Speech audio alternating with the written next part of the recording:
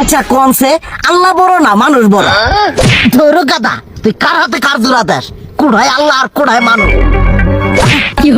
যেটা কবার কইছে ওইটা কন। আল্লাহ বড় না মানুষ বড়? আল্লাহই তো বড়। আল্লাহ বড়, তাহলে আল্লাহর কথা না হইনা মানুষের কথা শুনেন কে? তুই কি কইতাছস? কি আর আল্লাহর কথা মানে না মানুষের কথা মানে? হ্যাঁ, কি আর মানুষের কথা শুনেন তাই না? আমনে যে ওই দিনকে ডায়াবেটিসের রোগ নিয়ে যে হাসপাতালে গেলেন, ডাক্তার আপনার কত কিছু খাবার না করলো, সব কিছু না খাই এখন চলতেছেন। তাহলে আল্লাহ যে আপনারে কইছে যে হারাম খাবার না, সুদ খাবার না, কই আপনি তো কাম কাজ বাদ দিয়ে এলাকার আমাদের টাকা পয়সা না গায়ে খালি ওইলে দিয়েই খান, নিজেরা টেও হালাল ভাবে কামাই করেন না, ওই সুদও তো না করে টিয়া করে লাভ আহে ওইলে দিয়ে দিয়ে চলেন আর পেটটা বড় বানাইছেন।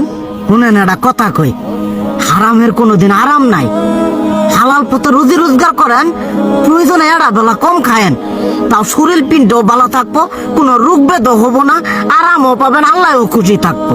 তুই আমার এইভাবে বুঝাবি আগে কইলি না কে? আসলে এই বিষয়টা তো আমি কখনো মাথায় এইভাবে নিইনি যে আমাদের কখনো ডাক্তার নিষেধ করলে ঠিকই আমরা নিষেধ মানি, কিন্তু উপর আল্লাহ যে কত কিছু নিষেধ করে দিয়ে সেটা মানি না। আর এই যে হারাম পথে টিয়া পয়সা কামাই করতেছেন, শরীরের মধ্যে দুনিয়া রোগ ব্যাত হয়েছে, দেখা যাইতেছে যা টিয়া হারাম পথে কামাই করতেছেন তার তো বেশি টিয়া মনে করেন জ্বলে যাইতেছে গা বেশি।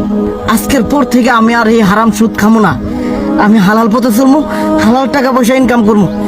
এতে করে যদি একবেলা কমও খাইতে হয় তবুও খামো, তবু আমি আর এই হারাম পথে চলবো না। আচ্ছা ঠিক আছে।